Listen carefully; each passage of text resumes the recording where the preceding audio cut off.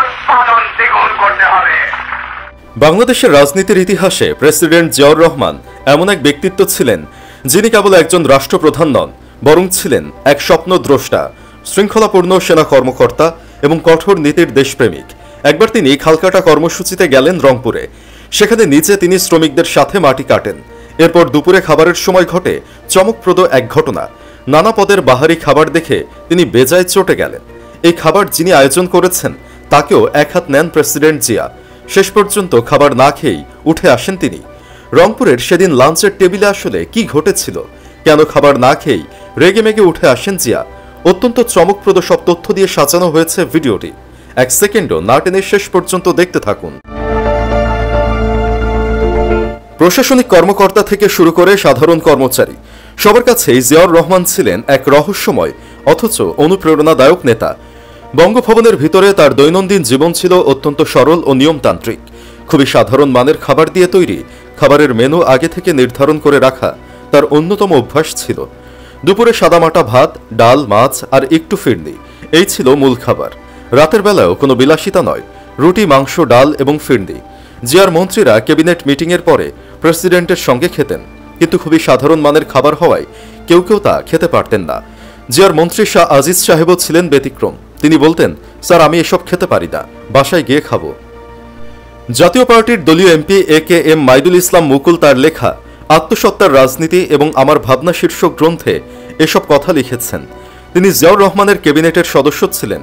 তার বইয়ে তিনি জিয়ার রংপুরের সফরের একটি ঘটনা লিখেছেন। তিনি লেখেন, প্রেসিডেন্ট জিয়া রংপুরে গিয়েছিলেন খালকাটার একটি উন্নয়ন প্রকল্প উদ্বোধন করতে। সকাল থেকে প্রখর রোদে কাজ চলল 2:30টা পর্যন্ত। মন্ত্রীরা, কর্মকর্তারা সবাই ক্লান্ত ও ক্ষুধার্ত। অবশেষে তারা বিশ্রামের জন্য রংপুর সুগার মিলের গেস্ট হাউসে পৌঁছালো। প্রেসিডেন্টের সাথে আসা অতিথিদের জন্য খাবারের আয়োজন করল সুগার মিল কর্তৃপক্ষ। সেখানে চোখে পড়ল এক বিশাল আয়োজন: পোলাও, মুরগির রোস্ট, নানা তরকারি, কাবাব, সালাদ, মোট 6-7টি পদ।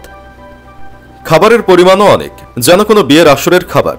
এক বেয়ারা বিশেষভাবে মুরগির রোস্টের ট্রে নিয়ে জিয়ার টেবিলে এলো। এই দৃশ্য দেখে প্রেসিডেন্ট জিয়ার চোখ শুরু হয়ে গেল। তার কণ্ঠে ধরা পড়ল অসন্তোষ। তখন তিনি ব্যক্তিগত সহকারীকে জিজ্ঞাসা করলেন, এত খাবারের আয়োজন কেন করা হয়েছে? আগে থেকে মেনু পাঠানো হয়নি কেন? ব্যক্তিগত সহকারী বিনীতভাবে বললেন, স্যার মিলের জেনারেল ম্যানেজার নিজেই এসব ব্যবস্থা করেছেন। জিয়া সাথে সাথে জিএমকে ডাকলেন, সরাসরি প্রশ্ন করলেন, গতবার মিলের কত টাকা লাভ হয়েছে? জিএম লজ্জিত কণ্ঠে উত্তর দিলেন, স্যার গতবার মিলের 1.5 কোটি টাকা লোকসান হয়েছে।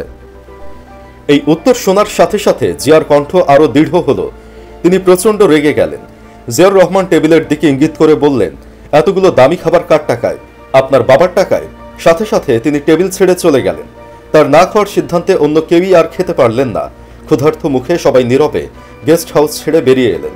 গাড়িতে ফেরার পথে তিনি পাশে বসা মন্ত্রী AKM মাইদুল ইসলাম মুকুলের কাঁধে হাত রেখে বললেন, সরি মাইদুল ইসলাম, আজকে খাওয়া হলো না। মুকুল সাহেবও হেসে জবাব দিলেন, স্যার আপনি খেলেন না, আমি আর কি খাবো? হ্যাঁ, এটাই ছিল জিয়ার ব্যক্তিত্ব। ব্যক্তিগত জীবনেও জিয়া ছিলেন খুবই সাদামাটা। তিনি আসলে কতটা সাদামাটা ছিলেন সামান্য একটা উদাহরণ দিলেই আপনারা ক্লিয়ার হয়ে যাবেন। 30 অক্টোবর 1975 দৈনিক ইত্তেফাকের সংবাদ মোতাবেক নিহত প্রেসিডেন্ট শেখ মুজিবের ধানমন্ডি 32 নং বাসভবনে যেসব সম্পদ পাওয়া যায় তার মধ্যে ছিল হীরা, মুক্তা, প্লাটিনাম ও স্বর্ণালঙ্কার, যার মূল্য 7,80,000 টাকা। বাংলাদেশি মুদ্রায় নগদ টাকা পাওয়া যায় 94,461 টাকা। বৈদেশিক মুদ্রা পাওয়া যায় 17,500 এবং বিদেশি রাষ্ট্রপ্রদত্ত 1 লক্ষ টাকার উপহার। এছাড়াও একটি ভারী মেশিন গান, 2টি হালকা মেশিন গান, 3টি SMG, 4টি স্টেইন গান, 90টি আধা স্বয়ংক্রিয় রাইফেল, 7টি গ্রেনেড সহ গোলা বারুদ ইত্যাদি। অর্থাৎ শেখ মুজিব অস্ত্রশস্ত্র আর অর্থের দিক দিয়ে লাক্সারিয়াস লাইফ লিড করতেন। অন্যদিকে 7ই জুন 1981 সালের দিকে তাকালে দেখা যায় সেদিনের দৈনিক ইত্তেফাকের সংবাদ মোতাবেক নিহত প্রেসিডেন্ট জিয়াউর রহমানের সাথে চিটাগাং সার্কিট হাউসে একটি সুটকেস পাওয়া যায়, যার হাতল ভাঙা। সুটকেসের মধ্যে তার নিত্য ব্যবহার্য জিনিসপত্রের মধ্যে তার প্রিয় এক সেট সাফারি স্যুট পাওয়া যায়। সেরকম আর কিছুই ছিল না তার সাথে।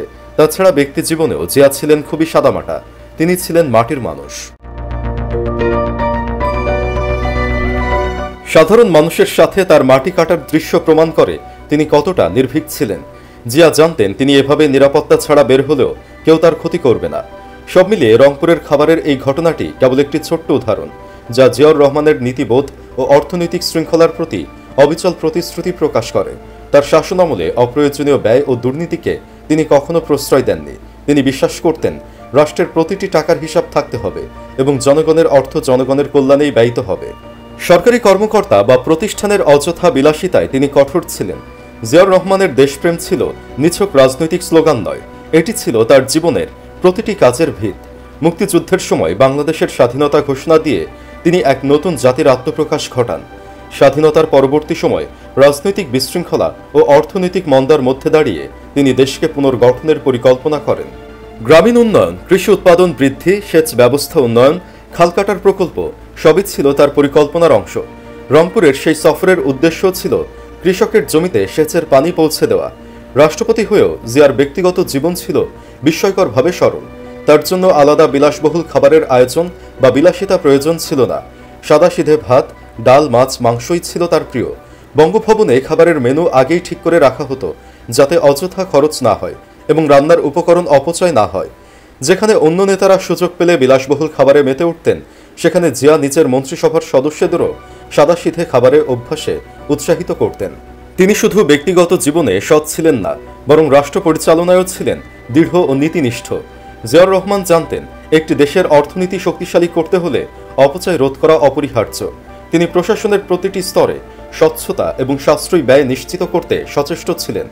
রংপুর সুগার মিলে লোকসান হওয়া সত্ত্বেও জাঁকজমকপূর্ণ খাবারের আয়োজন তাকে ক্ষুব্ধ করেছিল, কারণ এটি ছিল সরকারি অর্থের অপচয়ের সরাসরি উদাহরণ।